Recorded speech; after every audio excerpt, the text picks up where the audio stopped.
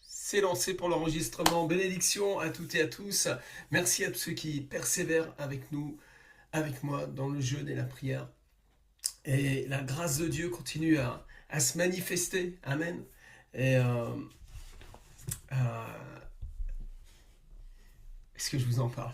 Je le garde pour moi. Je vous en parlerai plus tard. Béni soit le Seigneur pour ce temps de partage de la parole. Et j'espère que vous persévérez dans la prière aussi. Voilà. On vous a envoyé un message, on s'excuse pour les gens qui voulaient avoir du temps pour prier ensemble. Mais c'est pas tout à fait l'axe pour ce parcours. C'est pas la tour de prière là. Et ce que je vous invite, c'est vraiment à aller dans le secret de votre chambre pendant ce temps. Et là, l'axe, ça va être juste vraiment d'enseigner la parole. Hein, on se retrouve à peu près 20 minutes par jour pour... Je commence à être fatigué. Le jeûne, ça fatigue un peu physiquement. Attendez, je vais boire un petit peu d'eau. Voilà, j'espère que vous allez bien. La paix du Seigneur dans vos cœurs. Et le message va être très clair et très simple, très précis ce midi. Je vous invite à ouvrir dans Jean, chapitre 3, verset 16. On va lire ce verset, mais on va le lire peut-être avec un axe, une perception peut-être un peu différente de ce qu'on a pu euh, faire depuis peut-être des années. Hein, Jean 3,16, car Dieu a tant aimé le monde qu'il a donné son Fils unique afin que quiconque croit en lui périsse pas qu'il ait la vie éternelle. Amen. Allez, je vous le lis. Car Dieu a tant aimé le monde qu'il a donné son Fils unique afin que quiconque croit en lui ne périsse point, mais qu'il ait la vie éternelle. Seigneur, je te prie pour la révélation au travers de ce verset. Je te prie, Seigneur, pour la révélation, par la puissance du Saint-Esprit. Seigneur, déverse vraiment cette révélation de l'évangile, de la bonne nouvelle, et que vraiment tes fils et tes filles soient encouragés profondément, transpercés littéralement, éblouis, que leur cœur soit illuminé par la révélation de la grâce de Dieu et la révélation de ta bonté et de la réalité de ta présence dans nos vies. Père, au nom de Jésus, je prie, Seigneur, pour chaque disciple et les personnes aussi qui vont suivre cet enseignement sur YouTube. Fais-leur du bien, visite-les, touche-les, Seigneur, enlève le voile, enlève, Seigneur, ce nuage gris là, et que vraiment la révélation vienne, Seigneur, que les yeux de nos cœurs soient illuminés aujourd'hui par la révélation de Christ. À toi la louange, à toi la gloire. Au nom de Jésus, Amen et Amen. Yes, fire! Regarde, ce passage est extraordinaire. Il dit, car Dieu a tant aimé le monde, qu'il a donné son Fils unique, afin que quiconque croit en lui ne périsse point, mais qu'il ait la vie éternelle. Réfléchis un instant au sens des mots de ce verset. Et là, ça nous dit quelque chose, ça nous parle de l'amour universel. Dieu a tant aimé le monde. Il y a une dimension universelle à l'amour de Dieu. Et le verbe donner, car Dieu a tant aimé le monde qu'il a donné, ce verbe donner en grec, il y a vraiment une notion de donner vraiment, de donner librement, de donner sans rien attendre, de donner sans avoir une possibilité de le reprendre. C'est vraiment le sens de cette pensée, de ce mot, de ce verbe. Et il y a une notion même de donner de façon sacrificielle, comme une offrande, littéralement, une offrande d'amour, une offrande libérale, la plus libérale qui soit au fond du cœur. Dieu est libéral et il a fait un don extraordinaire. Il a donné son Fils. Et il l'a donné parce qu'il a aimé, et il a aimé le monde entier. Il aime le monde entier. Il aime l'univers tout entier. C'est un amour universel. Amen. Il pleut de l'amour depuis le ciel sur toute la terre. Il pleut sans arrêt, sans cesse, pour l'éternité. Dieu aime, Dieu est amour.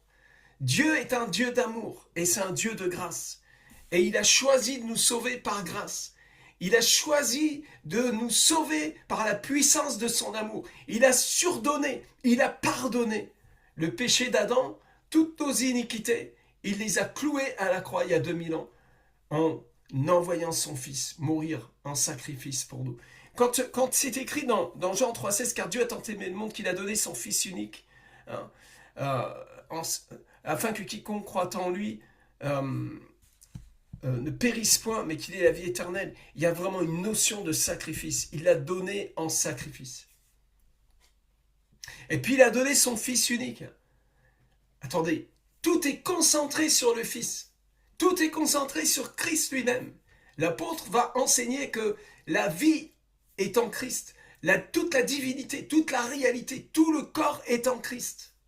Amen. C'est pas dans les anges, c'est pas dans Sainte Thérèse, c'est pas à droite, à gauche, machin, l'huile parfumée, tous les bastringues. On peut s'aider avec un point de contact, deux fois, là, peut-être avec de l'huile. Hein, c'est écrit dans Jacques, hein, de faire l'onction d'huile, les anciens. Mais c'est tellement petit par rapport à la révélation de Christ. C'est même insignifiant. Christ lui-même, l'espérance de la gloire, en moi. Ça, c'est la vraie révélation. C'est ce que tu as besoin de réaliser. Alors ton esprit va être tellement, mais reposé en lui. Empressez-vous d'entrer dans ce Shabbat qui est Christ lui-même. Jésus est notre paix. Jésus est notre shalom. Jésus est notre Shabbat pour l'éternité. Pas besoin de faire des Shabbats pour être en paix avec Dieu. Christ lui-même est le Shabbat. Il est l'accomplissement de la loi. Car Dieu a tant aimé le monde qu'il a donné son Fils unique.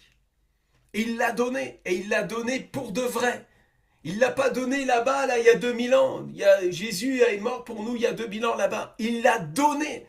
Et ce don vient du monde à venir. Ce don vient non pas du passé, mais du monde à venir. Il continue à pleuvoir le don de Dieu. Il continue à pleuvoir le don de Dieu. Et d'ailleurs, le Saint-Esprit est le deuxième don de Dieu, au même titre que Christ. Hein. Jésus a dit, le Saint-Esprit viendra et me remplacera sur terre. Je vous enverrai le Paraclet. Il prendra ma place. À la même hauteur, de même qualité, de même puissance, de même autorité. Hein, Jésus dit, vous êtes avantageux que je m'en aille, dans l'évangile de Jean aussi. Il dit, il est avantageux que je m'en aille. Sinon, je ne pourrais pas vous envoyer le Saint-Esprit. Mais quand je m'en irai, je vous enverrai le Saint-Esprit. Moi et le Père, nous viendrons faire notre demeure en vous. Oh mon Dieu. Le christianisme n'a rien à voir avec des trucs religieux et de la politique. C'est une vraie vie éternelle, une vie abondante. La vie abondante en Christ. C'est ça que nous prêchons dans le réseau de la maison de prière pour toutes les nations. Regardez. Car Dieu a tant aimé le monde qu'il a donné son Fils unique, afin que quiconque croit en lui ne périsse point. On passe de l'amour universel à l'amour individuel. Dieu veut une relation personnelle avec chacun de ses disciples, avec chacun de ses enfants, avec chacune et chacun de ceux qu'il a sauvés glorieusement en donnant sa vie sur la croix pour nous. Et Dieu a décidé que tu vas avoir une relation personnelle avec lui, authentique.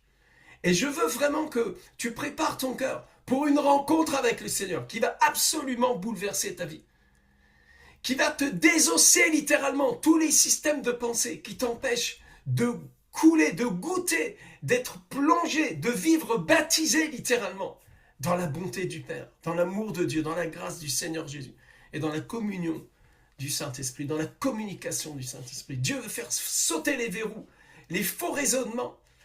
Le pire ennemi, c'est pas le diable. Le diable a été dépouillé. Et le Saint-Esprit est à l'œuvre pour le convaincre de jugement éternellement. Et ils ont été enchaînés dans les ténèbres pour l'éternité. Le pire ennemi n'est pas le diable. Il est vaincu. Il a été dépouillé. Jésus-Christ l'a dépouillé. Il a dépouillé les autorités, les dominations. Et il a livré publiquement en spectacle en triomphant d'elle par la croix. Non, le pire ennemi, ce sont des faux raisonnements. Des choses qui s'élèvent contre la connaissance du Christ, des forteresses qui sont à l'intérieur de l'humain, par des systèmes de pensée inculqués par la religion, par des fausses conceptions, par de la paranoïa, par toutes sortes de choses qui sont fausses et qui n'émanent pas du ciel, qui ne viennent pas du cœur du Père. Ne vous y trompez pas, bien-aimés, tout don parfait, excellent, descend d'en haut du Père des Lumières, chez qui il n'y a ni changement, ni ombre de variation. Tourne avec moi, tu gardes une main dans Jean 3,16, et tu vas avec moi dans l'épître de Jacques, on va lire ça, premier chapitre, on va le lire. Je veux que tu comprennes ça. Je veux que tu grandisses là-dedans. Alléluia, merci pour ta parole, Seigneur. Voilà, l'épître de Jacques, tu la trouveras juste après l'épître aux Hébreux. Au verset 16, « Ne vous y trompez pas, mes frères bien-aimés, Toute grâce excellente et tout don parfait descend d'en haut du Père des Lumières, chez lequel il n'y a ni changement ni ombre de variation. Il nous a engendrés. Il nous a engendrés. Alléluia. Woo, fire. Est-ce que tu peux comprendre ça? Réalise ça. Pense à ça un instant. Il est le Père des Lumières et il nous a engendrés. Tu es lumière. Tu es fils de la lumière. Autrefois, vous étiez ténèbres. Mais maintenant, vous êtes lumière dans le Seigneur. N'ai-je pas dit, vous êtes lumière. Vous êtes la lumière. Amen. C'est vraiment puissant. Ce christianisme à laquelle nous sommes appelés est un christianisme de règne, le règne de la lumière. Amen. Tu n'as plus besoin d'avoir peur. Tu brilles au cœur des ténèbres comme une lumière. Est-ce que tu le crois? Est-ce que tu le crois? J'ai besoin simplement que tu le crois. Ne vous y trompez pas, mes frères bien-aimés. Vous ne faites pas avoir. Tout don parfait, excellent descend d'en haut du Père de lumière. Oh mon Dieu, cette réalité spirituelle qui est en moi est descendue d'en haut du Père des lumières.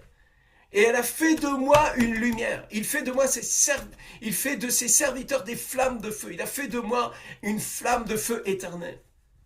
Plusieurs m'ont encouragé à me dire, oh, garde ce feu, garde ce feu. Et j'ai toujours répondu cela.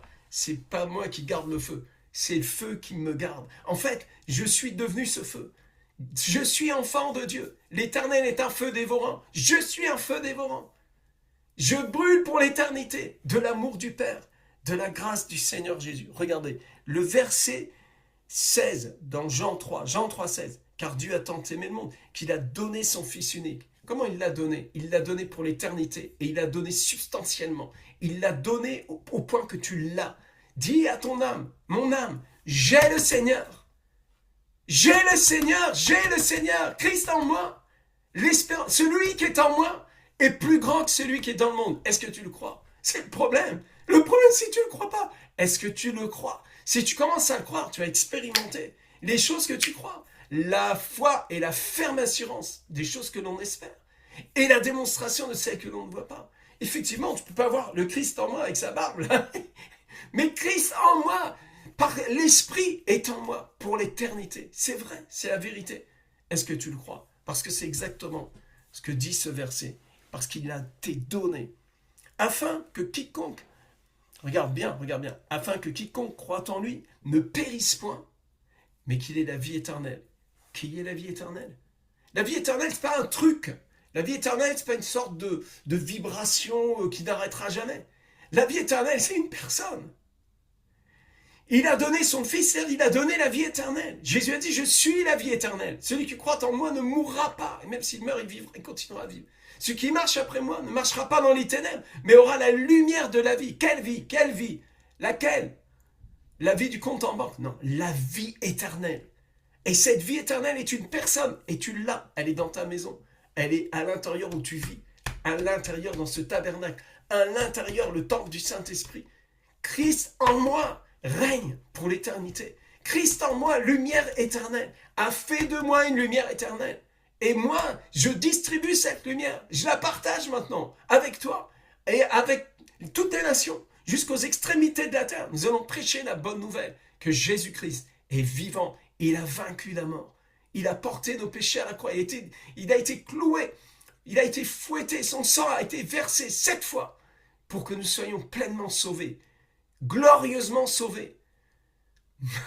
Nous sommes une manifestation de la bonté de Dieu. Nous sommes le témoignage du salut parfait qu'il nous a accordé. Nous avons reçu la vie éternelle. Dieu, en effet, n'a pas envoyé son Fils dans le monde pour qu'il juge le monde, mais pour que le monde soit sauvé par lui. Et toi, est-ce que tu es sauvé? Moi, je le suis. Je le suis parfaitement et pour l'éternité. J'ai reçu cette conviction, cette assurance du salut. Et je désire que tu l'aies aussi. Tu vas gagner beaucoup d'énergie. Au lieu d'essayer de te sauver, essayer de t'améliorer pour essayer d'être sauvé, pour essayer de faire fonctionner la grâce infusée, là. Crois seulement. La justice a été imputée parce qu'il t'a sauvé. Amen. Comment il t'a sauvé? En mourant sur la croix pour toi. Et tu l'as reçu. Et même la foi qui t'anime, qui fait que tu crois en lui, c'est un don de Dieu. C'est un cadeau de Dieu. C'est la vie éternelle en Jésus-Christ. Regarde, tourne avec moi dans Éphésiens. Épître aux Éphésiens. juste après Galates.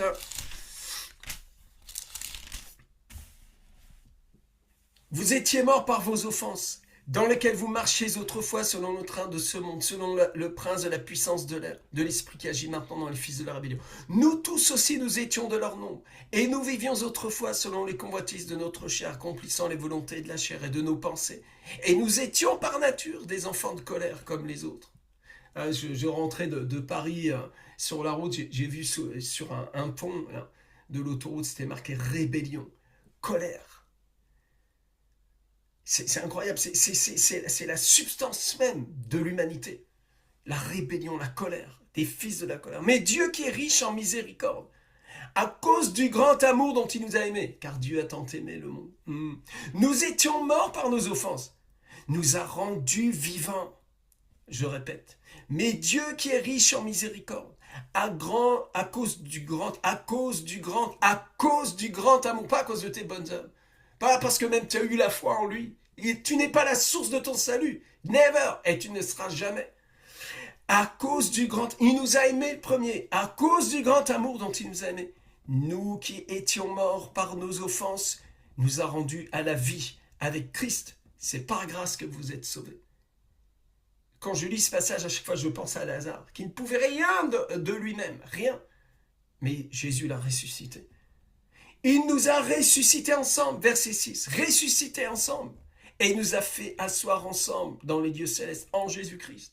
Afin de quoi? Afin de montrer dans les siècles à venir l'infinie richesse de sa grâce par sa bonté envers nous en Jésus-Christ, car c'est par la grâce que vous êtes sauvés, par le moyen de la foi, et cela ne vient pas de vous, c'est le don de Dieu. Ce n'est point par les œuvres, afin que personne ne se glorifie. Car nous sommes son ouvrage ayant été créé en Jésus-Christ, pour de bonnes œuvres que Dieu a préparées d'avance, afin que nous les pratiquions. Et la plus belle des œuvres, c'est une âme sauvée. C'est de faire des disciples. Ça, c'est les œuvres préparées d'avance. Que Dieu vous bénisse, qu'il vous encourage. Adorez-le. Rendez gloire au Seigneur. Gloire au Père, gloire au Fils, gloire au Saint-Esprit. Que Dieu vous bénisse. On continue, on persévère dans le jeûne et la prière. On se retrouve encore demain midi.